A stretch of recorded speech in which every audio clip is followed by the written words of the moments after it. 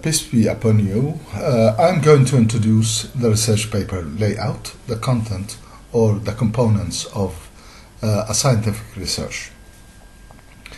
First, I'm going to set a question, which is what is the actual order of scientific research? And the answer will be these 8 variables or 8 points. The first one is an observation of a phenomena. And after the observation, I'm going to ask questions, which is why this phenomena occurs. And then I'm going to gather information about this phenomena, why to form and formulate hypothesis or thesis. And what do we mean by the hypothesis or thesis? It is a sentence that expresses the main idea of a research paper. Then I'm going to test these hypotheses by means of experimentation. And this experimentation should be repeated to check the consistency of the results or the conclusion. Then I'm going to draw conclusions or make the conclusions. After that, I'm going to report and evaluate the whole work, which is to set the future application and improvement and development of my piece of work, of my findings.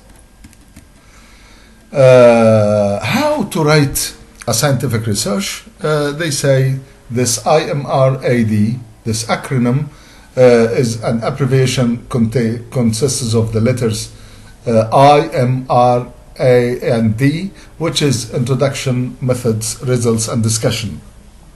And here we mean, in the introduction, first of all, we'll talk about why was the study undertaken and what was the research question, hypothesis, or purpose.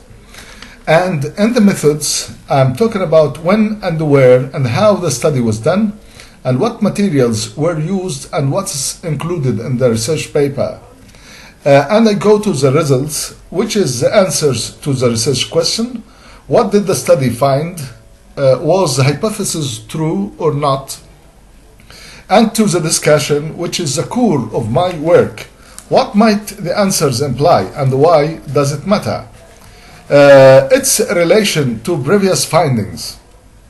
What are the perspectives or points of view for the future research? Then I'm going to go to my objective today and my target, which is the contents of the steps or the procedure of scientific research. I'm going to start with page number 1, which is the cover page, which includes the researchers or the group of researchers data, which is clear as here, the names, emails, codes, group number, school name, grade level, semester, academic year. And then I'm going to move to the table of contents.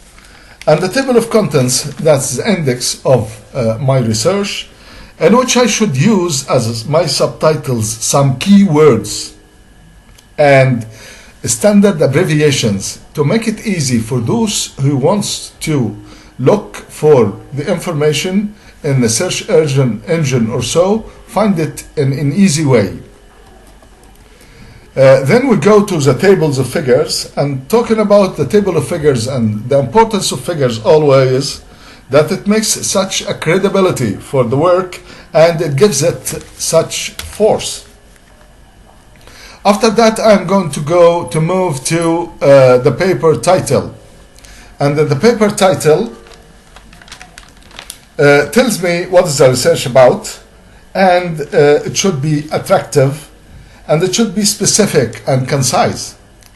After that, I move to the next point, which is the abstract, which is the abstract together with the title, the advertisement of my research. And in the abstract,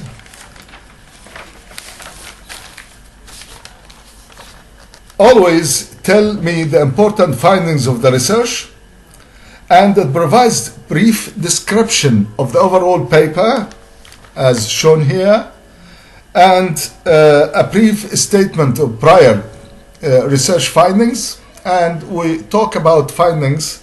The definition of the word may be some equivalents, like, for example, results, solutions, implications, judgments, and discoveries. These are the means of findings. Basically, I'm going to focus on the word solutions as an equivalent for the word findings or results. Number 3, the brief statement of major research conclusions, what is drawn from my research study. And here I'll talk about, again, we stress and focus on the word brief or being concise. Just sum up the main points of the research, not the whole explanation. Then I move to the introduction, and the introduction is very important as it answers the following questions. What was the study? Why was the study undertaken? What is the research question? What is the purpose of the paper? And it is a reflection for the overall picture in a concise and to the point way. And here again, the introduction is a topic sentence, thesis statement, and we explained it before. Thesis, or the main idea or the topic idea inside our research, and it also means a hypothesis. Connecting with at least 3 STEM subject learning outcomes of the current semester. This is what should we do to connect on, to transfer the facts and the findings we found based upon the 3 to 5 STEM subjects learning outcomes. And then a brief conclusion about the research should be inside the introduction stage. After that, I'm going to talk about the literature review and analysis, which is the core of my research. And by review, I mean the assessment or the examination which aimed at making a change or making things better. Should be done first. This review should be done first, followed by the analysis. Because it makes significance for the whole parts of the research. It is the groundwork of the whole process. It must respond to and correspond with the findings. Again, in the literature review, as we see right here, a citation or a quotation of 5 to 7 prior researches, and I'm going to analyze and study the findings of prior researches, validating them, showing the weaknesses and good points in it. And then my analysis, the new one, the interpretation and analysis should be supported by scientific laws and theories. And here we make transfer to STEM subjects learning outcomes we study in this current semester. Again, analyze the findings of the current research, discussing why and how they should work.